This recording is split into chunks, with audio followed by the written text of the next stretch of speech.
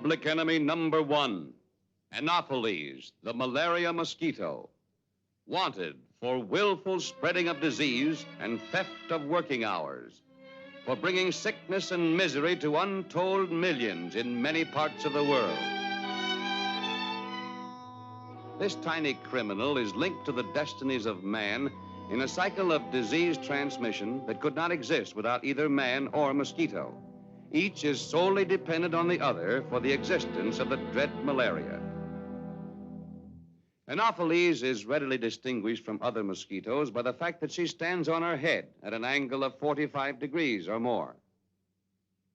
This newly hatched female has not yet touched human blood, therefore does not contain malaria. But if we follow her, we'll soon learn how she becomes a malaria carrier. Like all thieves and killers, she works best under cover of darkness. Locking and barring doors and windows will not keep this hungry prowler out. She can enter through a small crack. What will she find to steal here? Only a little blood, which this man, racked with the chills and fever of malaria, will never miss. Assuming her typical angle of 45 degrees or more, she injects saliva to make penetration easier. And in a few seconds, she begins to feed. But this man is sick. Along with his blood, she's drinking in the parasites, which cause malaria.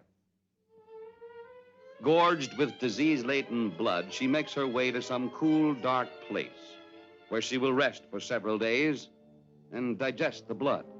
Although the blood is digested, the disease parasites are not harmed in any way. On the contrary, they multiply to great numbers.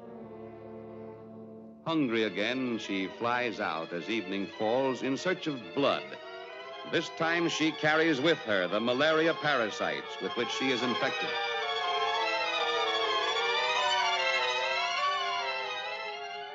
Enjoying the peace and plenty of the home he's worked so hard to build, this man is healthy and happy.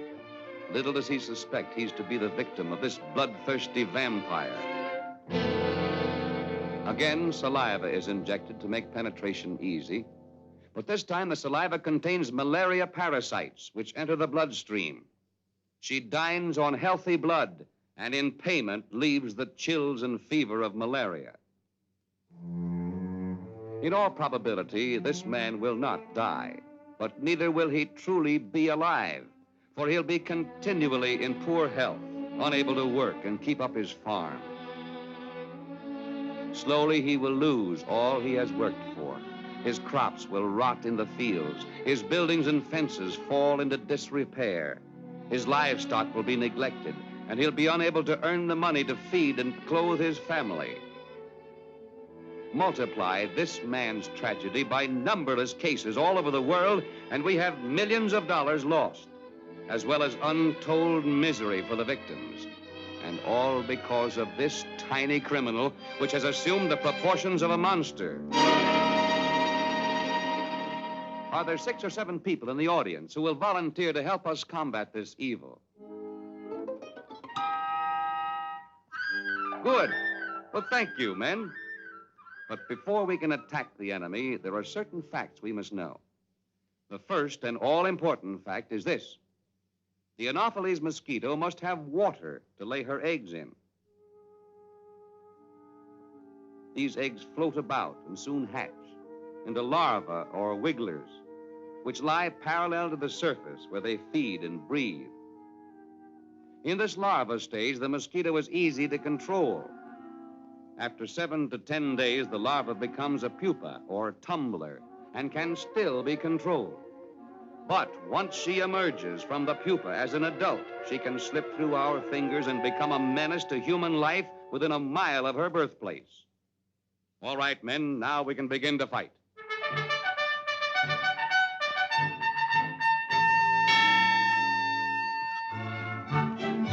We can start by cutting the weeds where the mosquito lays her eggs.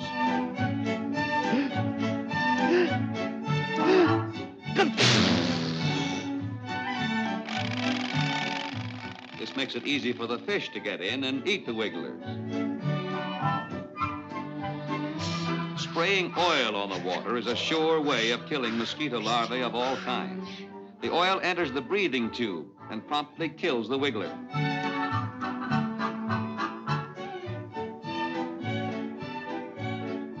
Those are wigglers, Dopey. Give them the oil treatment. That'll kill them. Dusting with Paris green is an effective way of killing wigglers and is economical for covering large areas of water. A thin film of Paris green is strong enough to kill the wigglers without poisoning the fish. Mosquitoes must have water to breed in. These pools will always be a menace to our health unless we drain the water away. There's one way of doing it. Even this hollow stump can harbor mosquito larvae.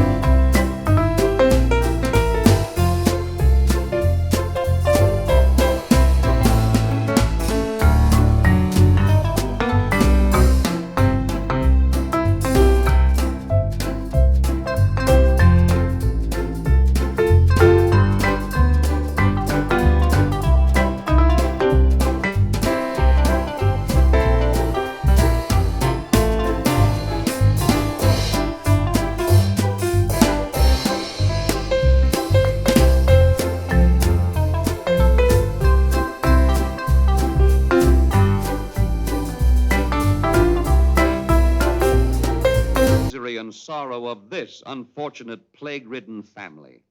These people have lost everything simply because they failed to take a few easy precautions. Remember, there is only one cause of malaria, the mosquito. Destroy the mosquito and you will wipe out the disease. Then, in place of sickness and poverty, there will be health, safety, and happiness.